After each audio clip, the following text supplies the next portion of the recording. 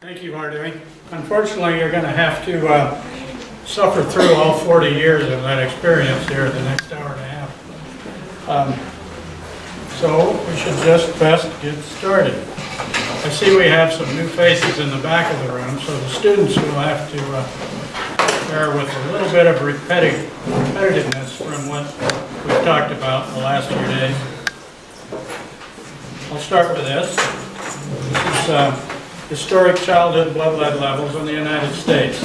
The United States has resolved most of the lead poisoning problems that were prolific in the country 30 to 40 years ago. Most children in the United States were lead poisoned in those years as a result of the use of lead in gasoline and other sources of lead in the environment. That's not the case since the 1990s. We in the U.S. and in Western Europe have largely resolved childhood lead poisoning. But here's something to think about as we proceed through this talk. That's regarded as one of the great public health stories of the 20th century, is the elimination of lead poisoning in the Western countries. But we in the Western countries have exported our production, the recycling of our lead wastes, and most of the pollution associated with lead overseas. And today, despite the successes in the West, there are more children poisoned in the world than ever before, with greater mortality and morbidity than we have witnessed in history. And the victims of this are the world's most vulnerable children. That's for you to think about as we proceed through. I'll also present a thesis that the world's worst lead poisoning situations are becoming worse. And now we have to go back to the beginning of my career, in the early 1970s. These were the worst lead poisoning sites in the world. And they were located around three principal smelters, one in the US, one in Yugoslavia, and one in Africa. Around these facilities, thousands of children were poisoned with severely high blood lead levels, and in some cases there was mortality. Children died and suffered serious brain damage. All of those, you note, occurred in the same years, and all of that was associated with high lead prices on the world market in those years. We have to step back a bit, and I don't see hardly anyone in here as old as me. But you may have heard of the Cold War. And from 1947 until the breakup of the Soviet Union in 1991, we had a world order that, at least in the West, we called a three-world order. We in the West, of course, were the first order, and then there were the Soviet-related countries in the East, and then there was the rest of the world that was called the Third World. Each of those smelter situations that I talked about was a primary producer in each of those worlds. Bunker Hill in Idaho in the West, the Kosovo smelter in Yugoslavia in the countries allied to the Soviet Union, and the smelter that operated in Africa was operated by Anglo-American Copper from Great Britain, but was a third world operation. Each of those smelters misbehaved as a result of this. Tremendous increase in the price of lead that began about 1972. These are world lead prices on the world market. And as a result, they had an opportunity to make more money than they ever had in their previous operation history. I don't have time to go into the cause of that price increase, but it was related to a number of things, including what we might remember as the Arab Oil Embargo, at which time the OPEC operating country, oil-producing countries withheld supplies, and a number of prices went up around the world. But the result was that these smelters began to operate irresponsibly in order to take advantage of those high prices and operate at maximum capacity and in almost every case beyond their maximum capacity. In the West, at this smelter, that was eventually uncovered and became one of the sad stories of greed in the industries that produced this problem. This is an editorial cartoon that came out after that. That smelter was a large, important economic force in the United States during those years. During the 20th century, it produced about 1/3 of all the lead produced in the U.S., about half the silver and a quarter of the zinc. It was my home state's largest employer and was a powerful political and economic force. But in 1973, it became notorious as one of the worst lead poisoning problems in history. And incidentally, this was my first job, when I was probably about your age and didn't have any idea what I was doing. And this is a picture of some of the housing that existed at that time as well. So in the U.S. in those years, we had irresponsibly operating industry, and we had difficult housing situations associated with that in what we used to call company towns. Towns that were, whose single employer was, in this case, the smelter. That cartoon, I think you could read this. It says, if a pervert poisons a child, that's called child abuse. If a corporation poisons a child, that's called maximizing profits. And the reason for that cartoon was that this smelter overextended its capacity to produce lead. As a result, there was a fire. And that fire burned the main pollution control device in the smelter. But they didn't want to close in order to fix that accident. So they operated for 6 months with no pollution control. In that time, they emitted the same amount of pollution they would have emitted in 11 years of normal operations, about 22 times the rate of pollution in the community. And they poisoned almost everyone within 20 kilometers of that facility.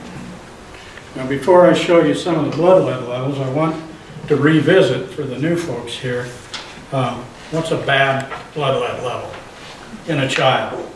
And you can see that on your left side. At levels around 100, we'll see death as a result of encephalopathy, which is swelling of the brain. If children suffer this and don't die, they'll have severe permanent brain damage for life. Below that, there's a number of other manifestations and ill health effects that occur. Anemia, colic, all the way down to today, we'd like to see blood lead levels of 10 or below. Because as low as 10, we will see learning disability in children as a result of the loss of brain cells that occurs in the developing central nervous system. So what kind of levels did we have in Idaho at that time? Well, for preschool children, we had an average of 70. And we had children as high as 160. And then you see, and the students here have been through all of the things that occurred over the next 30 years to reduce blood lead levels among children in that community by reducing the environmental exposures, the amount of lead that was in that area. And of course, one of the biggest effects was the smelter closed. 1980, that smelter closed. After that, we were cleaning up the residual contamination that was left after the closure. You should note this. This is that first chart that I showed. The U.S. average was around 15 to 20 in the entire country. And that was also reduced over that same period of time to eliminate lead poisoning as a problem in the U.S. So we had children who suffered severe effects as a result of this incident. What's happened over those years, and you saw, we got down to mean blood lead levels of less than 2, where they were 70 to be used. We had about 1% of our children who had levels over the recommended standard. We've spent $700 million US in accomplishing that cleanup. We have a trust fund to clean up that community that continues to have $800 million in it, and that cleanup will go on for another 40 years. So a massive investment in recovering this community, $1.5 billion US for a community of less than 20,000 people. There's a longer story behind that. Maybe some of you will ask me about it at the break. We're going to move forward.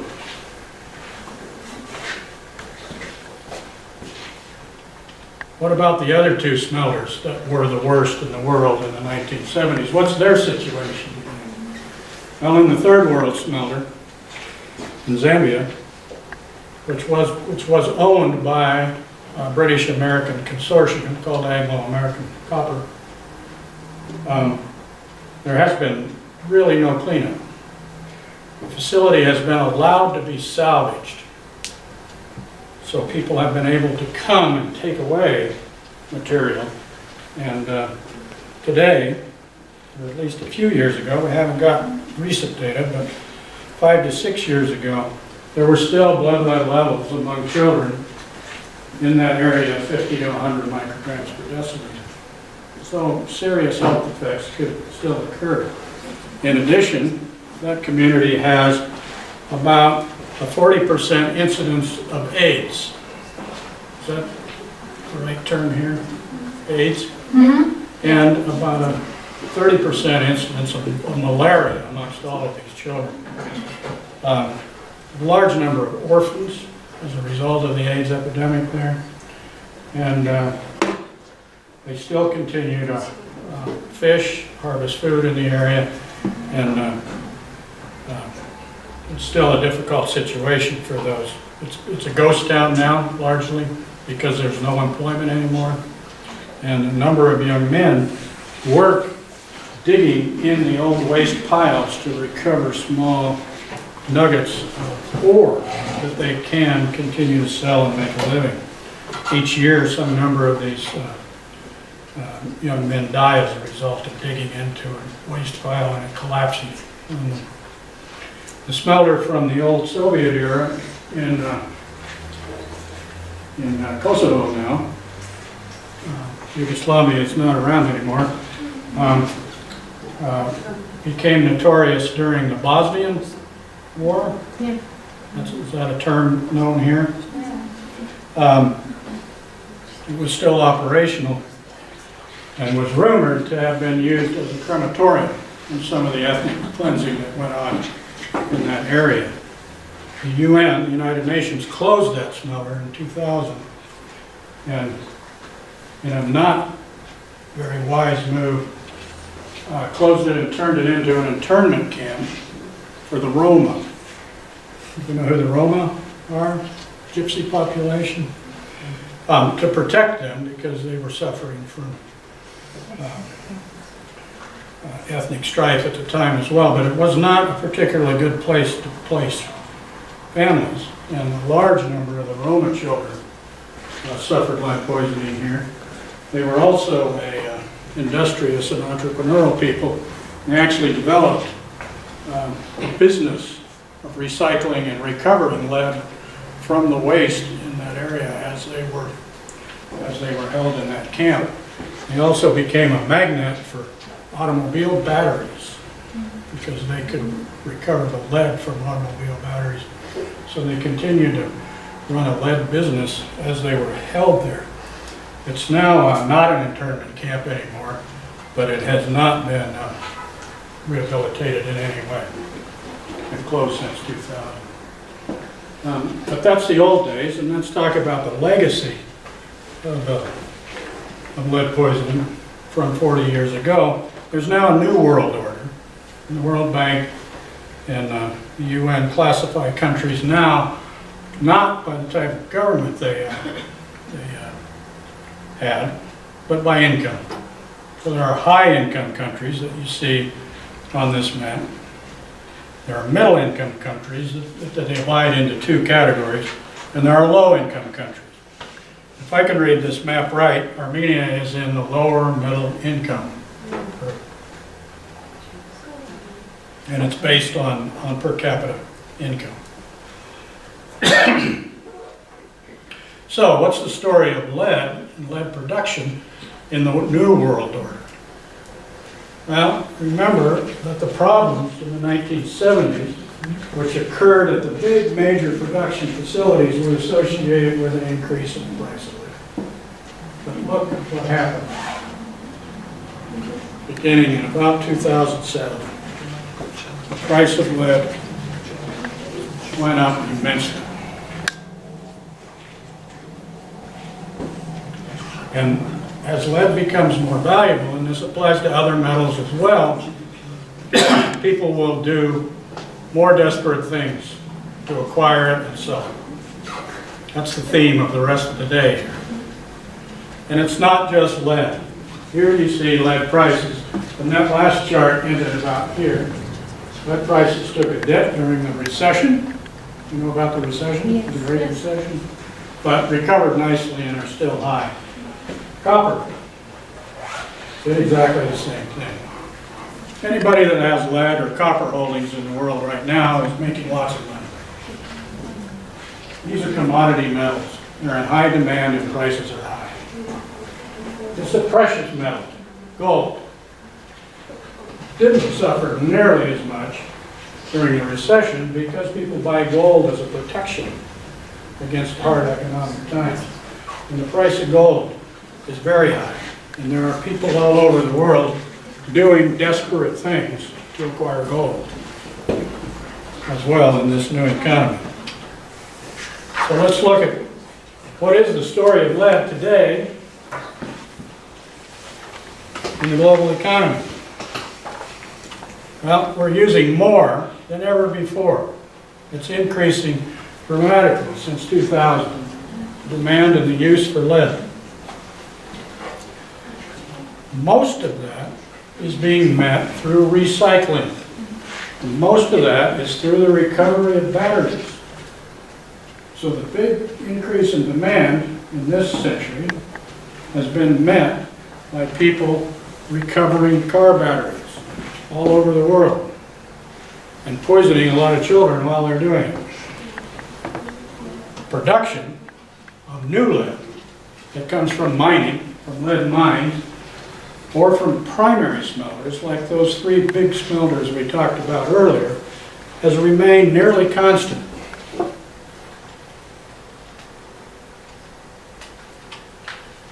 So where is this lead mining going on? Well, about half of it's in China. The US and Australia are significant, and then there's the rest of the world. So the Chinese have been growing rapidly in the lead mining area. What about primary production? And this is the production of new lead from mined ores, not recycling. There, the industry divides itself into two categories: China and the rest of the world.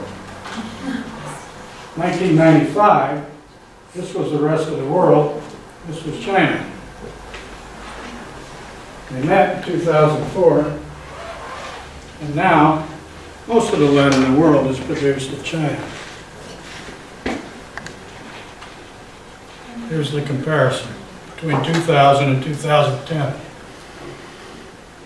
So most of the lead in the world is produced in China. And what is it used for? Pretty much one thing nowadays: batteries. So we use more lead than ever before. We use it for batteries. Can you Hazard a guess as to why? Very simple answer. Cars. Chinese, India are driving a lot more cars. Every one of them has a battery. Armenia, everyone wants a car. Everyone needs a battery to start it. So a huge part of the lead world today is the use of batteries, and the recovery of batteries is one of the largest sources of lead pollution and lead poisoning in the world. How about batteries in the United States? We passed a new law, went into effect in 2008, requiring our battery recovery factories, called secondary smelters, to meet an even more stringent emission requirement. As a result, we now export our batteries. So this is the export of batteries, used batteries, from the United States. And most of that export was to poor countries, middle-income countries. We're even beginning to export to Canada, which is a rich country. So it costs us a little more money to export to them. But we're not going to, in the U.S., recycle our batteries anymore. We're going to let the rest of the world do that, and then we'll buy the lead from them to make new batteries. And it's not just the U.S. This is happening in other rich countries as well. So the summary of where lead is today is the primary producers. That's the miners and big smelters. And what's called the formal secondary industry. Those that have factories that responsibly recover lead from batteries are moving. They're leaving the rich countries. They're going to the middle-income countries. That's where those production facilities are going. And the pollution controls vary in those countries. Some countries have higher standards, some countries have lower standards. The informal sector, which is breaking these batteries up by hand and melting them openly in cottage industries, that is moving, or always has been, but is enlarging, getting bigger in the poor countries of the world, where there's little or no pollution control. Now, this isn't only lead. Here's a chart about the quality of other metals and ores. These are raw ores in the world back to 1825, going through until this century.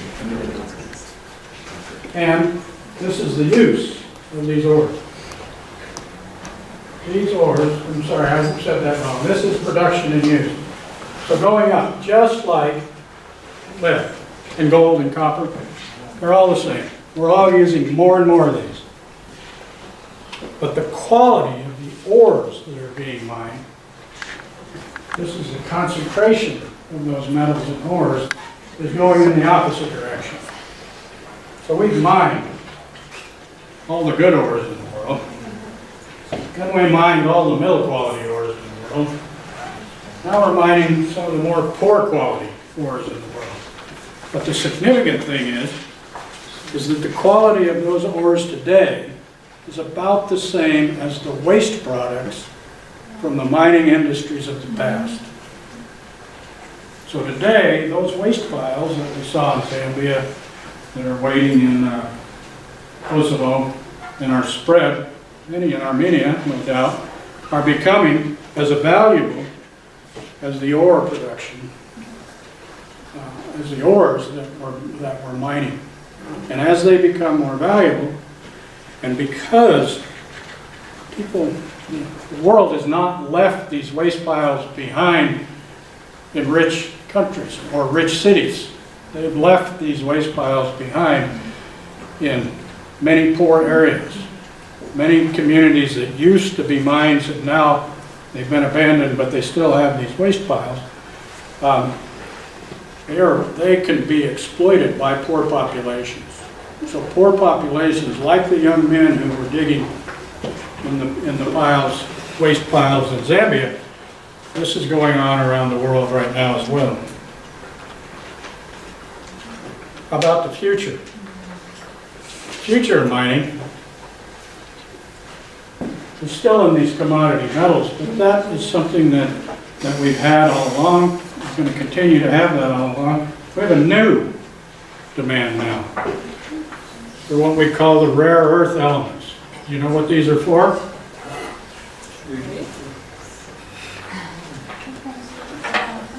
They're for the IT, iPhone generation.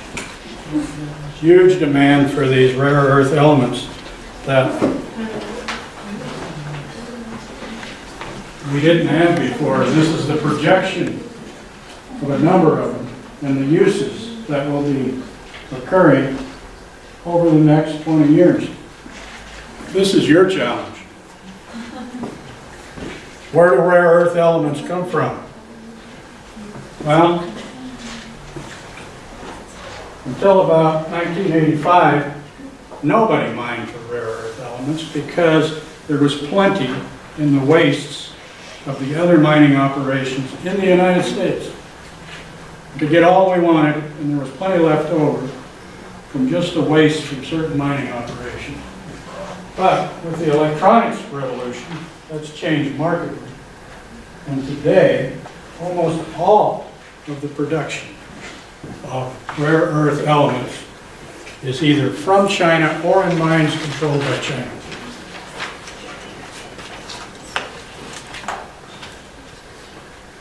It's not just mines. It's all kinds of products, plastics, rare earth metals, and it's the recycling of these that's becoming one of the great opportunities and one of the great dangers for these populations. And you saw some of that yesterday from Bangladesh, recycling of plastics. How about e-waste? You heard of that? Here's the richest rare earth minerals mine in the world. It's all your used electronics equipment. And how's it being recovered? Being shipped to poor countries, being set on fire, and somebody goes in and collects the melted metals. And a lot of people from poor countries are poisoned as a result of it. So, that's my argument for why the worst will get worse. Because the developed countries, the rich countries, are exporting their environmental health problems. And that way they avoid the cost of compliance, and they assure that they will still be able to buy these commodities at a lower price. Middle-income countries are in a difficult situation because they face increasing pressure to compromise their health and environmental requirements so that they can attract these industries as they move. When an industry moves from a rich country to a middle-income country, the middle-income countries bid over, you can come to my country for less. And what is the less? The less is often the environment and the health of their people. Poor countries have almost no choice. All the waste that even the middle-income countries can't afford to process, they dump into poor countries, and the people exploit that according to their own economies using desperate measures. Big difficulty with this is the most vulnerable children in the world are in these poor countries where they suffer poverty, malnutrition, disease, corrupt governments. Paints a gloomy picture for them. So we are facing the likelihood of environmental health disaster. It's seldom been greater because we have this problem. But the UN will tell you that there's two other major problems coming at the same time, which are urbanization. Understand what that means? People moving to the cities to look for employment. And climate change. Because we are going to see more severe climate events as the climate changes. So it's not just that it gets warmer, it's that storms get bigger, winds blow harder, it rains more, it snows more, and our cities were not designed, nor are they prepared for these extreme events. So the combination of more people coming and the infrastructure now being undersized, both because of the change in climate and the change in the population, we will see more catastrophe as a result.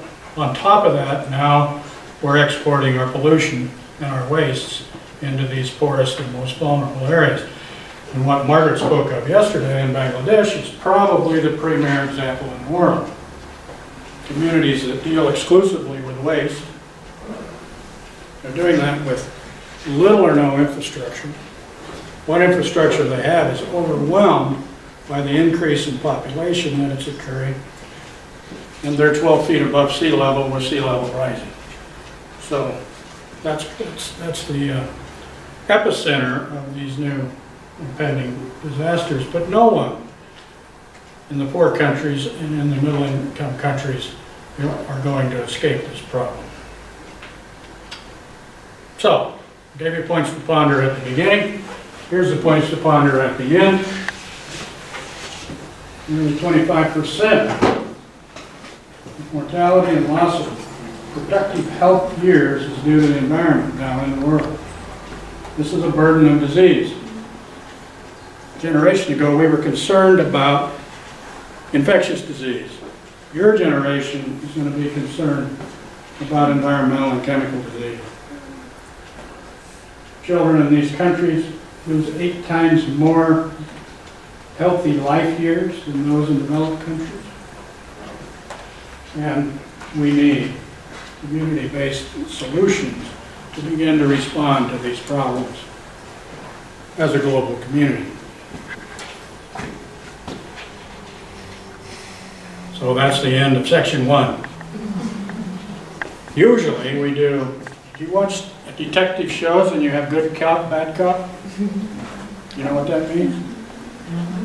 One policeman is mean, and the other one comes to be your friend. Well, usually I give this gloom and doom first talk, and Margaret gets to come up and give the good news. But today, she's allowing me to do that. But I think we can take a few questions right now on this part before we move to the next part, if people have them. If not, we can move forward.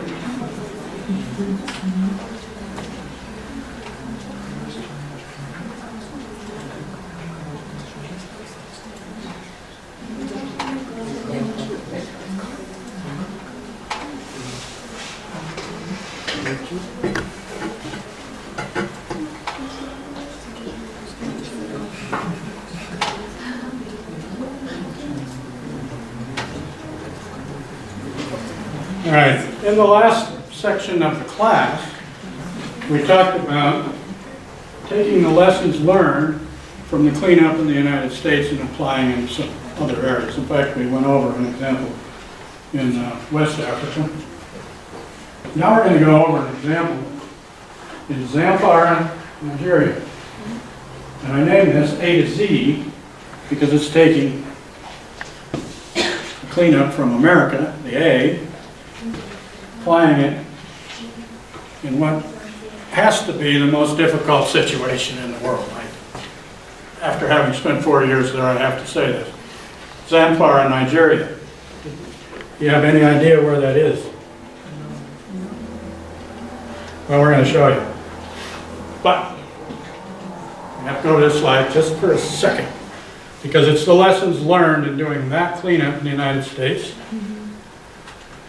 that was investigated. After that cleanup was over, the U.S. National Academy of Science did a thorough review of that 20 years of cleanup and wrote a large report assessing the effectiveness of that methodology in addressing childhood lead poisoning in these types of communities. And that actually received a good review.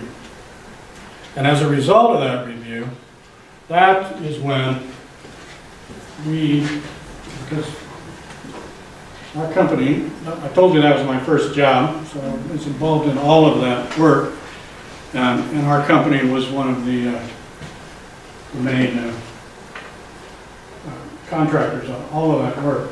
As a result of that, and because Margaret was the dean at the University of Idaho, we started a cooperative research and development project to take the lessons learned from that cleanup and adapt and apply those in developing countries. And we've been at that now for about 8 years. We figured out a couple of years ago that there's no way it'll ever be profitable, so we formed a nonprofit humanitarian foundation that now does this work. The purpose is, as I said, to adopt those methodologies. We do a model of assisting governments and non-government organizations in these cleanup projects. And we do that by working within the communities with people from those communities. And one of the hardest parts is with the resource capacity of those folks. We don't bring American technology. We adopt the technology that achieves these cleanup ends to the capacity and capability of the communities. And that's among the more difficult challenges, as you'll see. Our first project was in the Russian Far East, about 300 kilometers north of Vladivostok, where there was a lead smelter. Curiously enough, a lead smelter that was built by the same people in the late 1800s that built the one in Idaho. It was later nationalized by the Soviets, but had the same technology and many of the same practices. The next project we did at some arsenic factories in China, in rural China. Then in Senegal, that we talked about with the class earlier, where we began to remove contaminated soils and clean the interiors of homes that were contaminated by people who had tried to recover lead battery. And we did another lead battery cleanup in the Dominican Republic. We purposely did this because we wanted to have a variety of cultures to work in. So Russia, the Caribbean, China, Africa. Here's some pictures. This is lead battery waste in the Dominican Republic that had the poor people there. This waste was behind the cement wall. The people actually stole the wall to build houses, and then all the waste flooded out the hole and contaminated the community. We removed that. We placed it in a lined landfill, covered it. We covered the streets, contamination around the homes, and the government actually built a park there. So what was a hazardous waste site in the Dominican Republic is now what they call an ecological park. But here's the big one that we want to talk about, Zamfara. It's quite well known in 2010 when it was first discovered. A good deal of press. Unfortunately, the press died because of the oil spill in the Gulf of Mexico. You guys remember that? And the World Cup for soccer was in Africa.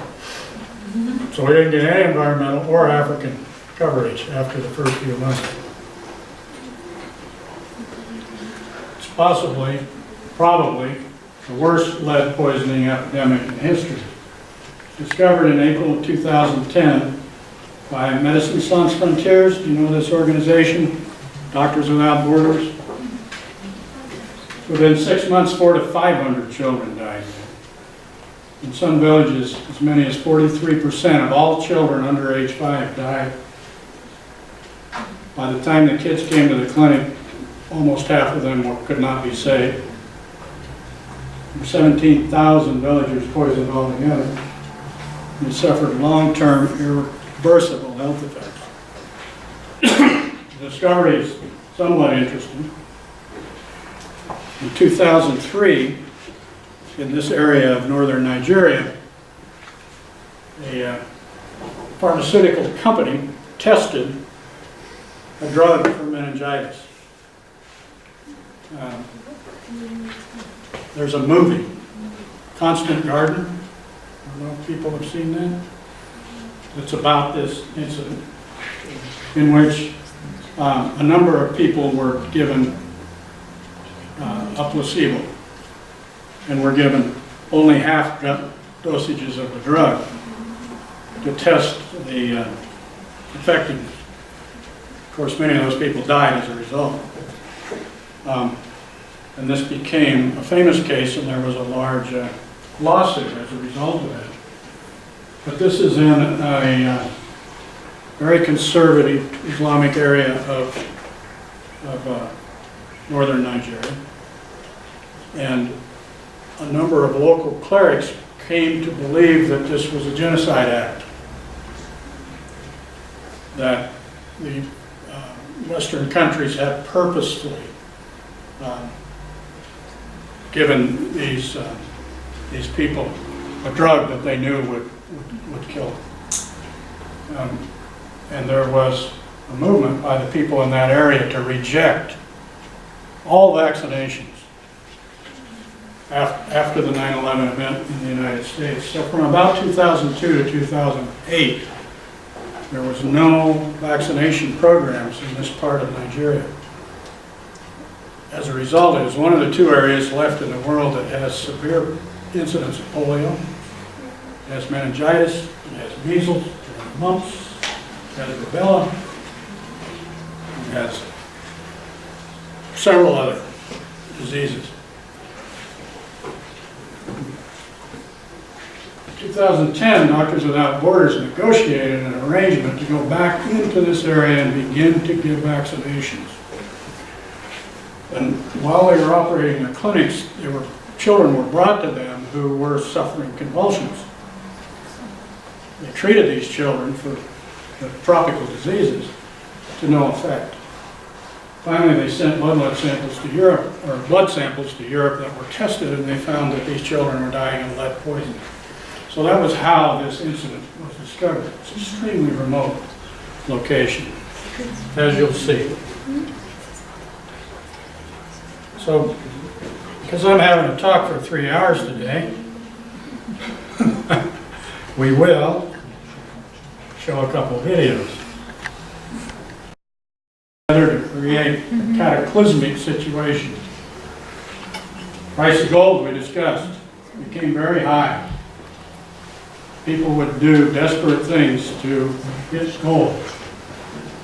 We started to process an ore that was very high in lead content. These were old colonial lead mines that someone discovered had gold in the lead, much as 10% lead. And they began to process that in their homes using 17th century mining techniques. And critically important to this was the women's role in local society. Do you know the term PERDA? It's the sequestration of reproductive age women. It was practiced in a number of societies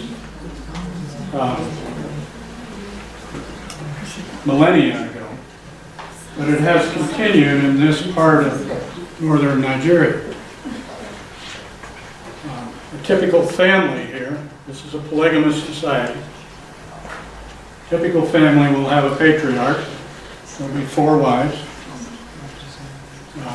with anywhere from from 3 to 10 children per wife. And within that compound, there will be 4 or 5 sons, each with 1 to 4 wives, depending on their financial ability to support life. The women from the time of puberty to menopause are sequestered within the compound. Only men speak to men in this society, and only women to women. So when we went into this area, we had to have teams of men and women. Men to speak to the men of the community, and women to speak to the women in the community. Now, because these women don't leave the home, in order to employ them in the mining industry, the ore was brought into the home, where it was ground and processed. Often by the women, and always with the young children there. So when they brought this high content lead ore into the homes and began to process it there, that's when the catastrophe occurred. Related to the price of gold, one of these families at best can make $5 a day during the agricultural season. You can make up to $13 to $25 a day throughout the year if they do the mining. They weren't about to give up the mining. Even if it was killing their children, they would continue to mine. Let's take a little look at the mining. So you have to shut off again. Mining operations. You can see how fine that material is. So those in the class have been through. Yes. What sizes stick to your hands, to children's hands, put in their mouth. Terribly, terribly toxic material. And most of the rubbing with mercury is done by young boys. And that amount of gold there and here is from about 27 sacks of that ore that you saw. It was crushed, ground, contacted with water, rubbed with mercury, mercury's burned off, and that's what they're after.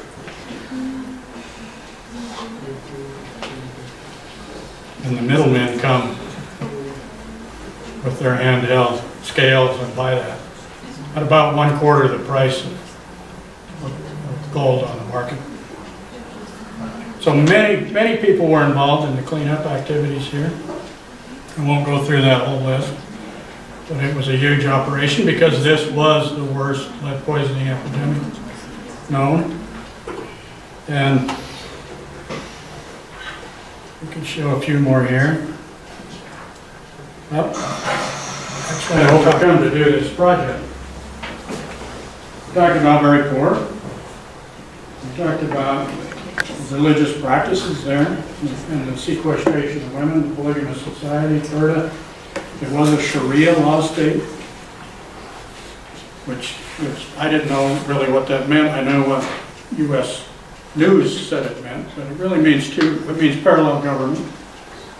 So there is a civil government and a religious government. You have to work with both of them. In fact, in this area, the civil government was very corrupt and difficult to work with.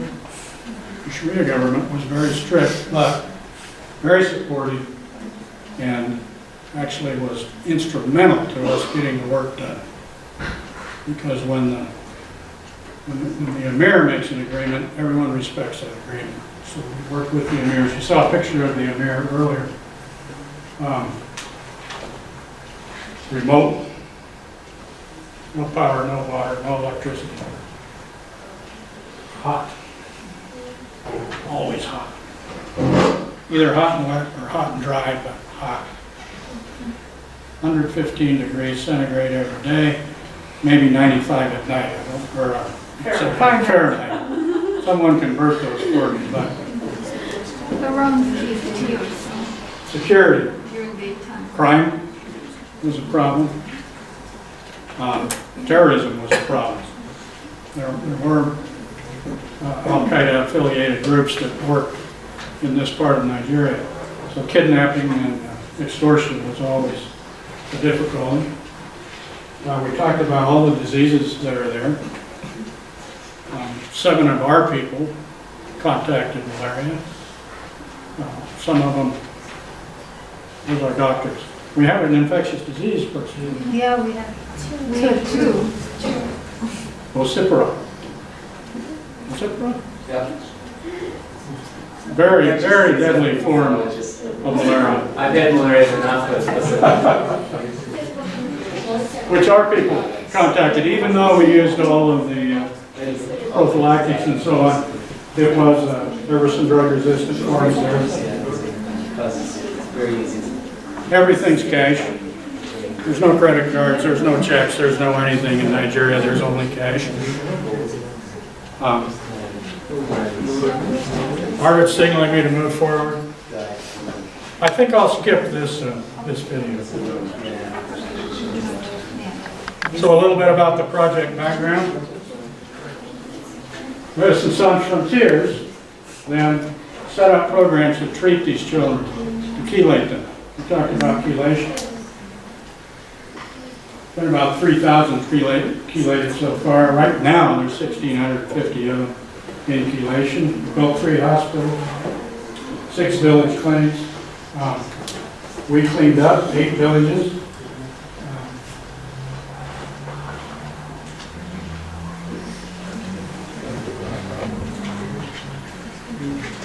And here's an important thing to remember, and I told the students this in the last class. You cannot chelate a child if a child is going to return to a contaminated home. Because the body will be searching for calcium after chelation and it will mistake lead for calcium. The child will actually be at more danger to be treated and returned to a contaminated environment than to not treat. So we had to clean these homes before they could open the clinics and treat the children.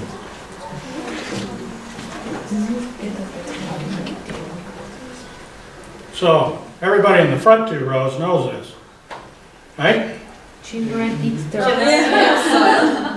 Worldwide, children eat dirt. All children eat dirt. Every country, every child. In this environment, because the homes are made of dirt, everything these kids see, they probably eat more dirt than kids from other environments. And any lead in that dirt will be absorbed in their system. In fact, we think this is what was happening there. These guys have seen pathways diagrams. But about 60% of all the lead that's ending up in the blood was from eating soil and dirt. About 30% from the food, from the soil and dirt contaminating their food supply. So what we had to do was take away that contaminated soil. And so we had to eliminate all of these sources of lead to these kids. For those in the back of the room, most of it is by hand-to-mouth activity. Dust collects on the hands, children put hands in their mouths, they eat the dust. The lead that's in the dust, they swallow into their stomach and absorbs, it goes into their blood, goes from their bloodstream into their brain and causes damage. That's what these guys have been studying up here in the front. So we have to break these pathways. We have to get rid of that contaminated soil. And we have to replace that contaminated soil with clean dirt. Because the purpose of these cleanups is to give children clean dirt to eat. Take away the dirty dirt, make them eat clean dirt.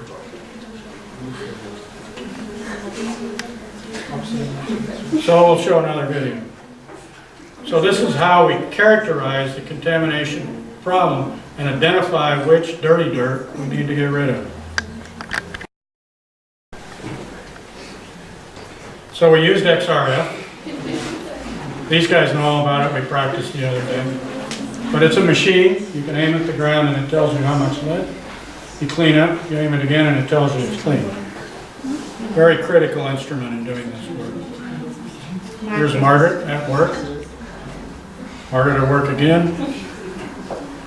Here's some of the maps we used, hand-drawn, to indicate which areas needed to be cleaned up. By the end of the project, this was all computerized. A little bit of the excavation activities, because I told you we adopt our techniques to the capabilities of these communities. This community, remember, is 5 hours from the nearest road. So the more that we had to clean out and replace with clean soil, because they sluiced the contamination into that reservoir, ruining the water supply, poisoning the fish. This is where we disposed of it. We moved it into many large landfills that we built.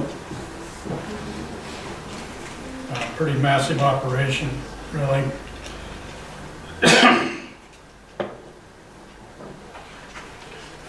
We progressively implemented health and safety procedures, and then because we knew people were going to continue to mine, we carried over those procedures into the mining operation, so at least they were using safer procedures, not totally safe procedures, but safer.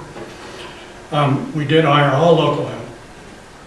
We hired about 100 government workers who were professionals and about 500 villagers who actually carried out the work in these communities.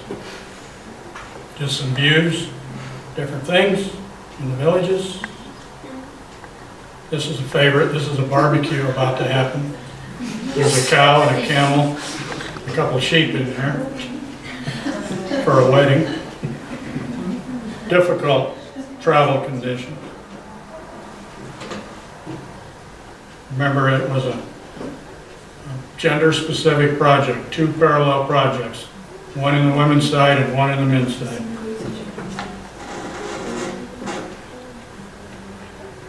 Some strange things some days you'd see. This is where we lived during the cleanup.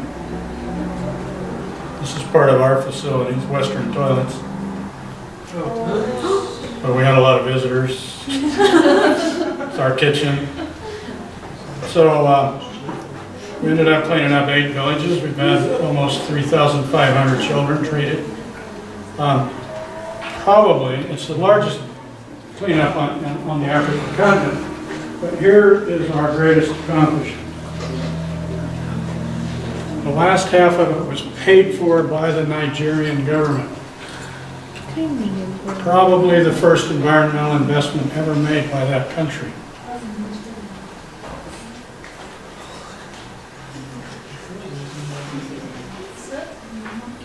And one day when we were delayed because we had to wait for this baby to be born before the people could get out of their compound so we could clean it.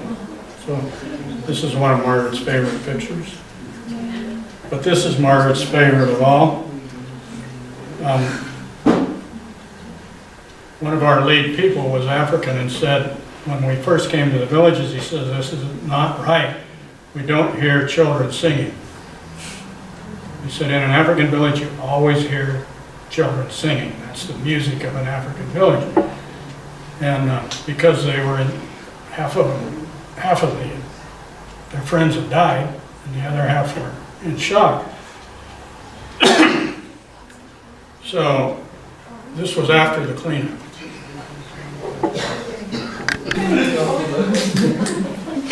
So that's it.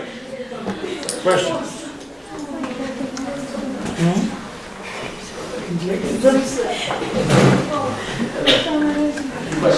Brian.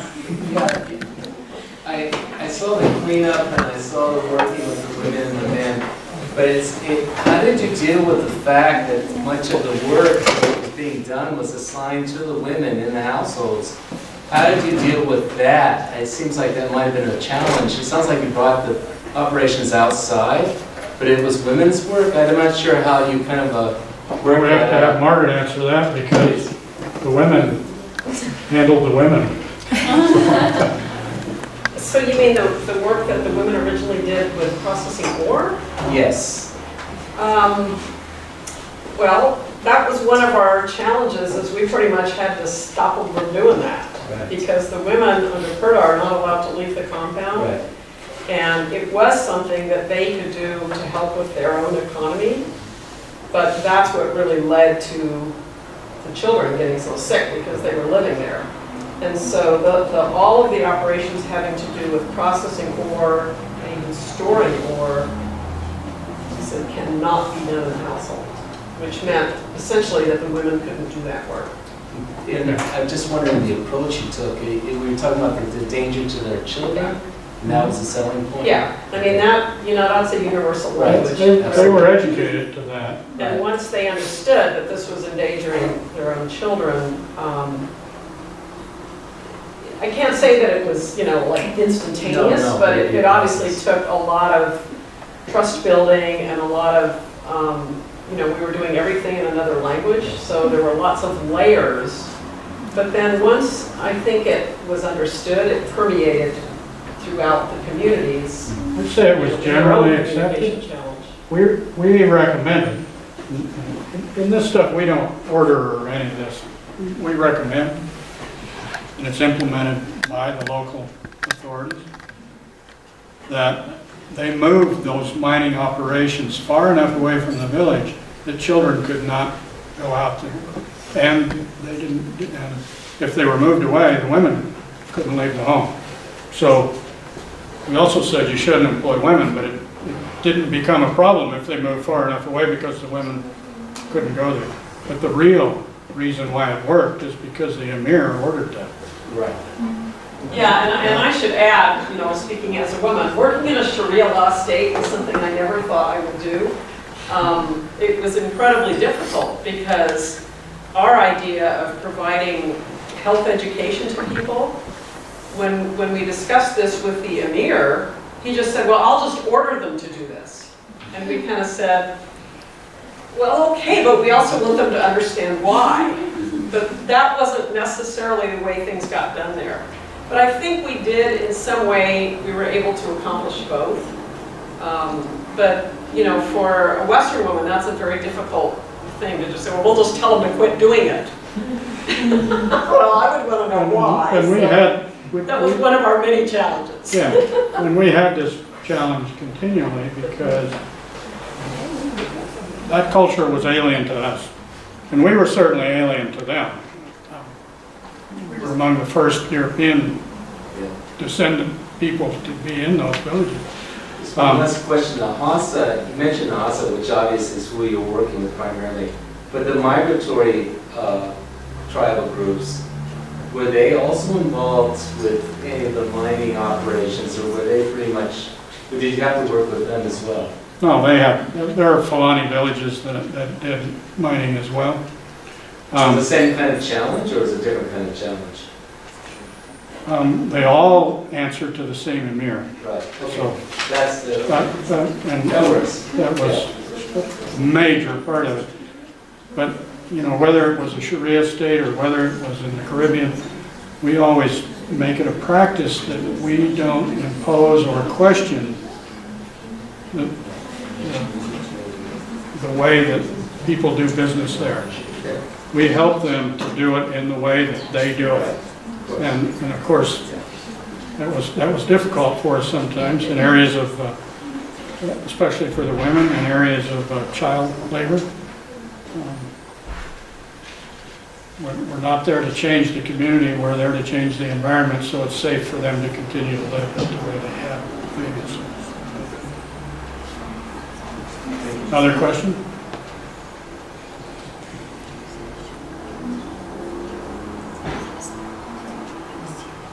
Well, thank you. Thank you. And for the class, all of these things should tie together for you for your final. So, you mean everything on here is on the final and nothing else? there are commonalities across cleanups from America to Zamfara. Maybe you'll see those on your